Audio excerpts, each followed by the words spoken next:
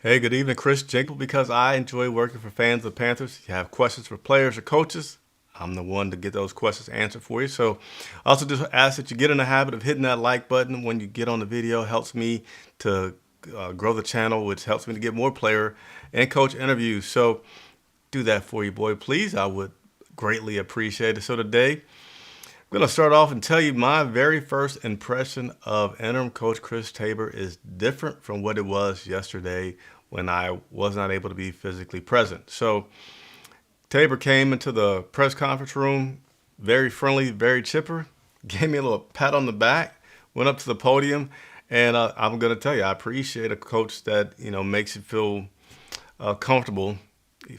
I don't know how to say it, comfortable, welcome during his press conference, his first one.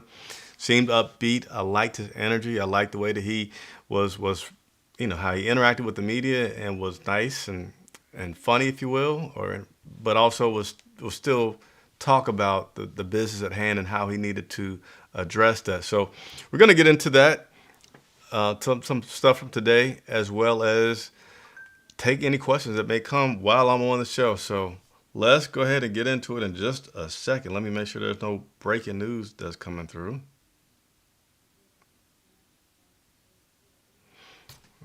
Spam, man. Spam now comes to your cell phone and they bug you for like, hey, when are we gonna talk? But let's go ahead and go over some of these transactions and the injury report for the Carolina Panthers, which as I say it, I remember that I forgot to drag it over, but we're gonna get it up pretty quick.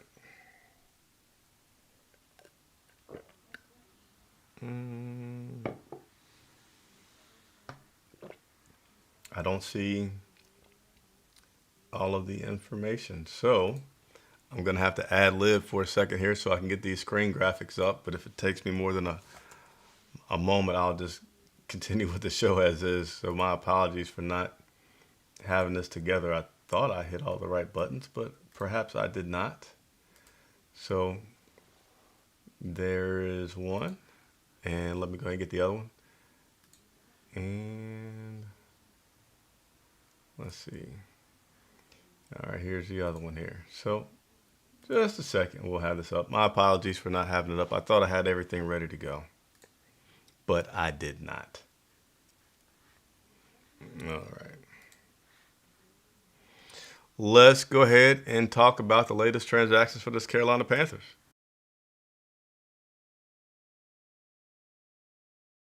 So you're also going to see this on the injury report. Actually, no, you would not. I went ahead and took it off, but not surprisingly, guard Chandler Zavala, who was injured once, gotten injured again recently, and saw him in the locker room today on crutches. Guard Chandler Zavala, not the first guy to be on injured reserve from our offensive line. I think he's actually maybe the third one from the line, but he was placed on injured reserve, thus meaning that he is going to be out for the remainder of the season.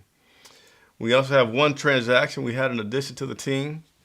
We brought in some help, not surprisingly, with Chandler being placed on IR.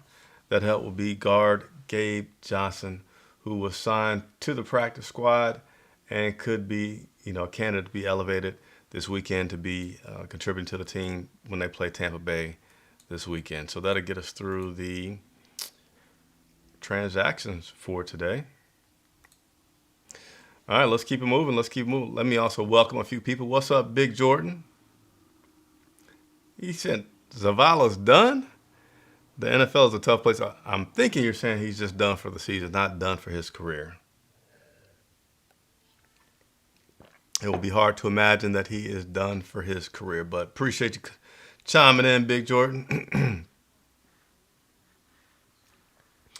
All right, let me continue to work through some of these comments here. I'm sorry, not comments, it's through the injury report. Now, this injury report, I know Chris Tabor's excited to be coaching this team. One of the things he said today is about having fun, but he has to be scratching his head sometime, with all these injuries that he's having to deal with. But, I'm sure he welcomes the challenge. So we're going to go ahead and talk about this injury report list, which I don't think I have in full. Let me try to get this right again.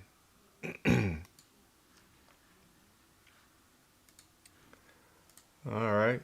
I didn't do right. I didn't do right. Let's get it going this time. What do you guys think of me singing as I'm trying to get stuff right? I need to stop doing that before you really realize how bad my voice is. And I keep forgetting that I'm live and I just kind of start making some noise. But nevertheless, check out the graphic.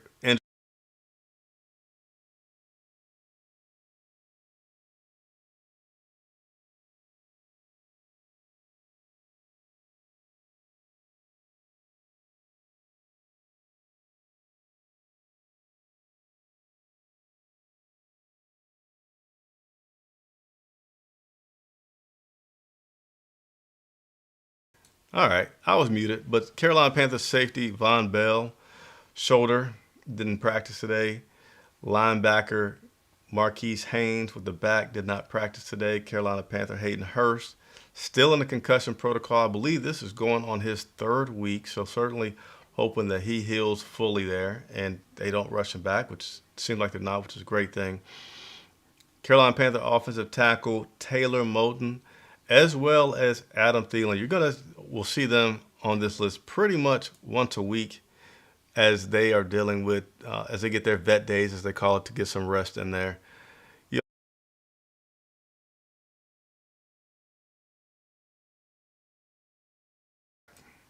you also have Laviska Shenault Jr. dealing with an ankle injury. He did not practice today. Saw him walking around the locker room with the boot on. Man, I know we talk about some other players that seem injury prone, but I feel like I've seen Shenault be injured, too many, no, I won't say too many times, but a number of times this season. Certainly hoping that he can get healthy and stay out on the field and really get a chance to evaluate him to see if he's a guy that could have a future on this team. Also got Tommy Trumbull with a hip, did not practice. Jeremy Chin, J.C. Horn, DJ Johnson, all these guys did not practice. You can see their corresponding injuries right there on the screen. I see a few questions coming. I will continue to come back to it. All right, let me go to the second page. Yes, a second page of injuries. Much shorter, much shorter. Guard Cade Mays. He was limited in practice today with his ankle. And then kicker Johnny Hecker. He was not at practice today due to a personal matter. So there you have the injury report for today as well as the transaction. So first time meeting Chris Tabor.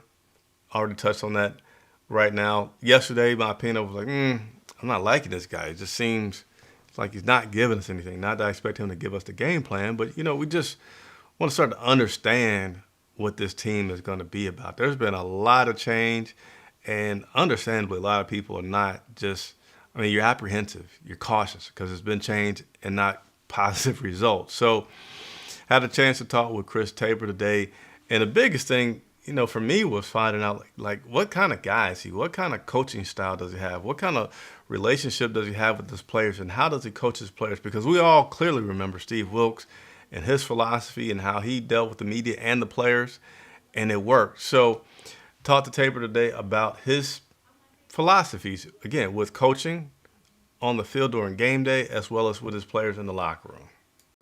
Well, my relationship with the players is, I think that's, I hope it's unique from this point. I got, like I always say, I got into coaching because of the players and wanting to see them succeed. And I follow that and live by that. I want to see them do well.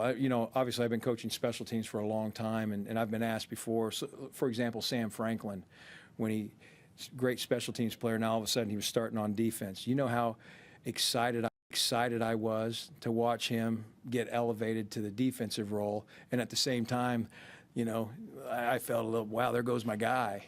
But I was excited for him because you watch the work, and I think that's what the relationships are. And your second part of your question, I apologize? For coaching on Sundays, as far as offensive, defensive, the three phases of the game. I'm always, in my world, I've always looked at both phases because I have to predict and try to handle field position. I don't think it'll be any different. I want the offensive coaches to work.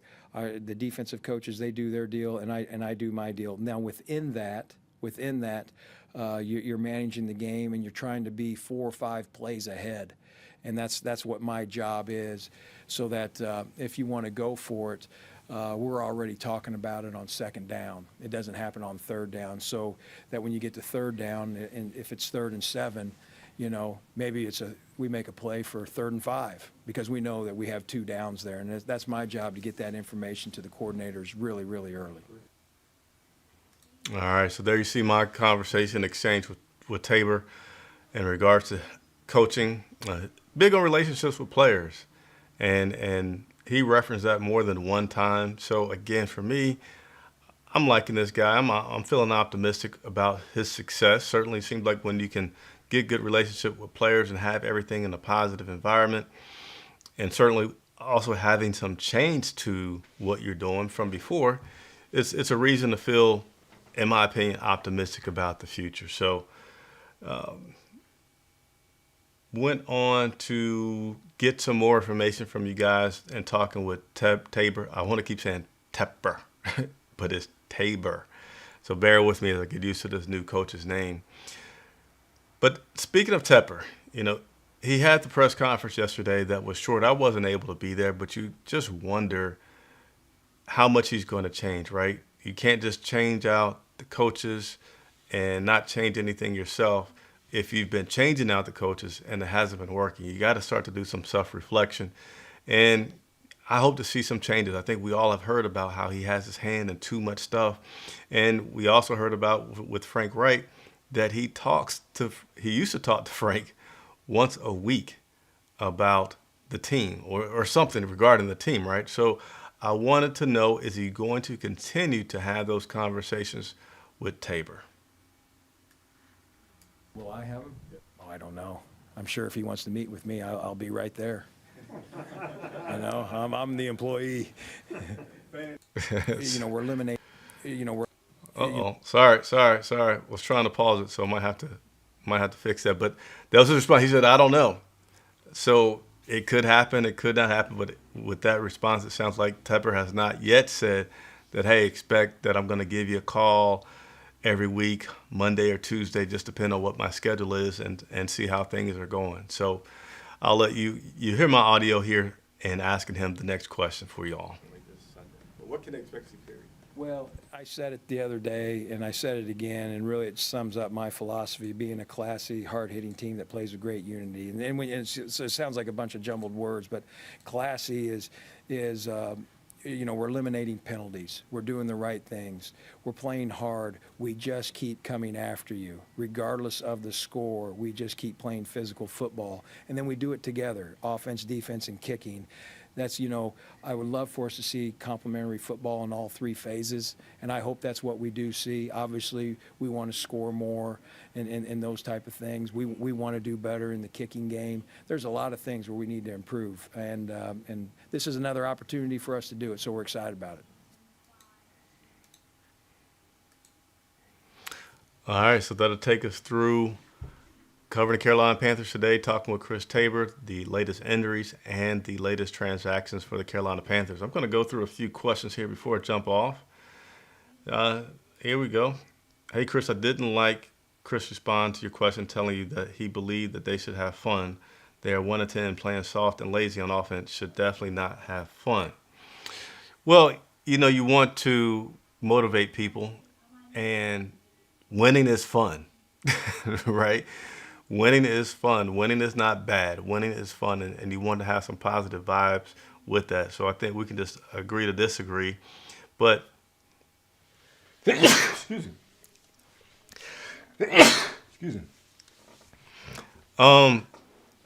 You want to have fun. You want these guys spend so much time at that stadium that it should be a positive environment. Now, fun doesn't mean we shouldn't be focused on what we're doing. Fun doesn't mean we shouldn't be disciplined. Fun doesn't mean there shouldn't be consequences for things that don't go right. So I think there's more than one aspect to having fun and a good relationship with your players. I think you're talking about the fun where it's just like you have fun with them, but you don't have boundaries and you don't set expectations well enough. So as long as he does those things well, I'm okay with him having some fun. Appreciate the interaction there as always, Shakid.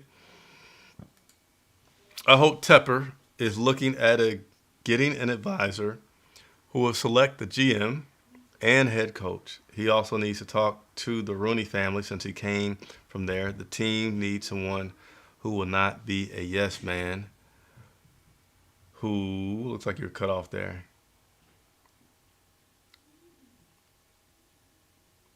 Yeah, it looks like you got cut off a little bit there, Jeremiah, but I agree. I agree.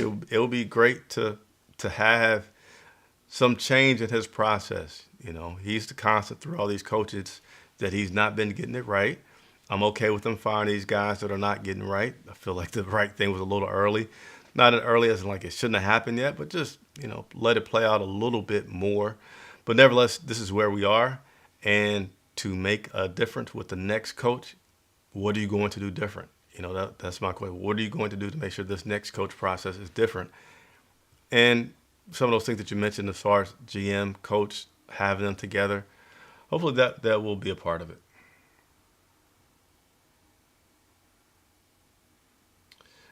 Go through a few more here.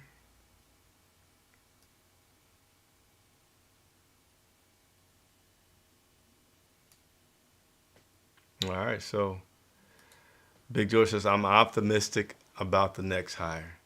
All right, I am too. He has accepted that he's going to get a new head coach very early. So that does absolutely give him a chance to do a lot of planning to get things right. It does give him a chance to interview agencies and, hey, tell me about your process. How do you help me get a new coach? What is that going to be like? Here's a dry run. Lots of stuff, Doing it this early does give David Tepper the chance to take his time, listen to a lot of people, meet with other owners. I know before he has said that he's met with other owners. So I know it's mentioned in the comments there about meeting with Rooney's. Yeah, he's talked about meeting with other owners. He haven't said who all those owners were, but he's done it. So hopefully he'll continue to meet with other owners. Yesterday he did take accountability for the team's lack of success, saying the bottom line is the buck stops with him. So we'll see. I'll certainly keep you guys aware of what's going on and continue to report to you as news comes out.